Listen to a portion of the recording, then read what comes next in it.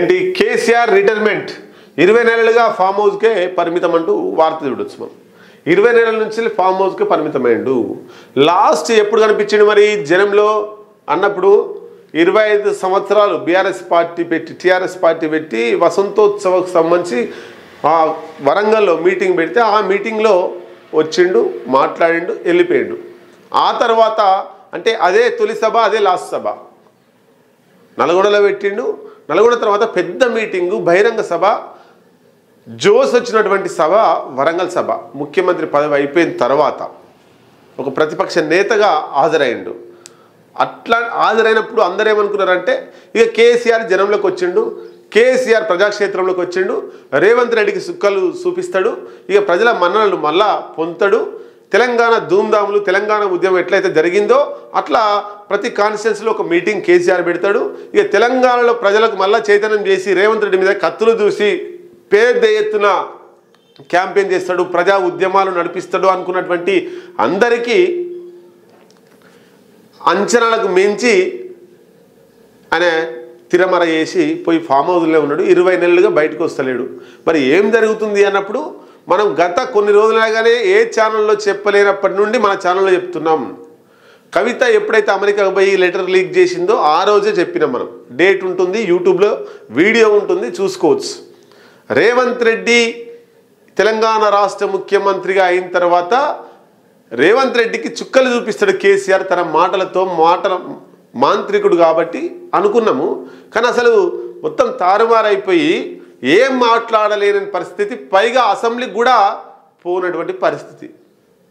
ఇంత ఇబ్బందులు ఎందుకున్నాడు అన్నప్పుడు కేసీఆర్ పోవాలా అనే ఆలోచన ఉన్నప్పటికీ ఆరోగ్యం బాగాలేక, ఆరోగ్యం సహకరించక అనే అసెంబ్లీకి పోవడం లేదు, ప్రజాక్షేత్రంలోకి పోవడం లేదు. డాక్టర్లు ఎంత వీలైతే అంత రెస్ట్ తీసుకోమని చెప్తున్నారు తప్ప ఈ టెన్షన్స్, ఈ రాజకీయాలు, ఎత్తుగడలు, ఎత్తులు, చిత్తులు ఇవన్నిటి జోలికి పోవద్దు. కేవలం మీరు రెస్ట్ మోడ్లోనే ఉండాలి, ఫామ్ హౌస్కే పరిమితం కావాలి, జనాలలో తిరగొద్దు, ఎక్కువ ఆలోచించొద్దు అని చెప్పినట్టు మనకు సమాచారం.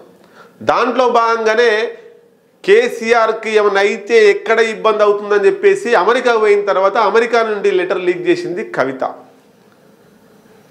మనం చెప్పిన ఆల్రెడీ వైఎస్ రాజశేఖర రెడ్డి మరణాంతరం వైఎస్ షర్మిల జగన్ పరిస్థితి ఎట్లయిందో నా పరిస్థితి అట్లా కావద్దు, మా నాన్న హెల్త్ బాగాలేదని ముందుగానే గమనించినటువంటి కవిత ఇటు కేటీఆర్ తోటి తేల్చుకోవాలని, కేసీఆర్ తోటి తేల్చుకోవాలని లొల్లిపెట్టి కొంత డిస్టర్బ్లోనే ఇదంతా ఇప్పటి వరకు సస్పెండ్ దాకా పోయింది, సస్పెండ్ గురైంది.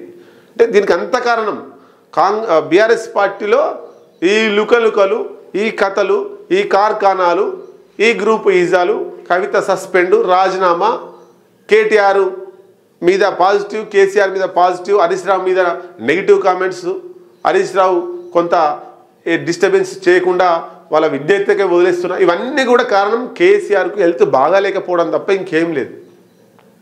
కేసీఆర్కి హెల్త్ బాగుంటే ఈ లొల్లు వచ్చేది కాదు, పంచాయతీ వచ్చేది కాదు.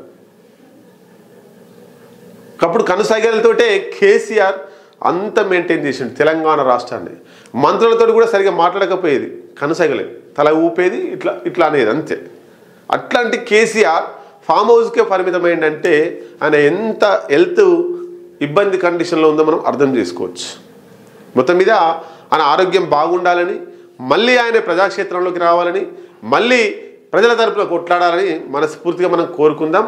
ఏదేమైనా ఫామ్ హౌస్కి పరిమితమైందంటూ మనం ఒక వార్త చూడొచ్చు. బయటి రాజకీయాలపై మౌనం, పొలిటికల్ విమర్శలు, ఆరోపణలపై సైలెంట్, సొంత పార్టీ వ్యవహారాలపైన నో రియాక్షన్, కవిత ఎపిసోడ్లో కట్టడిలో విఫలం, జనంలోకి వస్తానని వరంగల్ సభ వేదికగా ప్రకటన, నాటి నుండి ఎక్కడ కనిపించని మాజీ సీఎం అంటూ మనం వార్త చూడొచ్చు.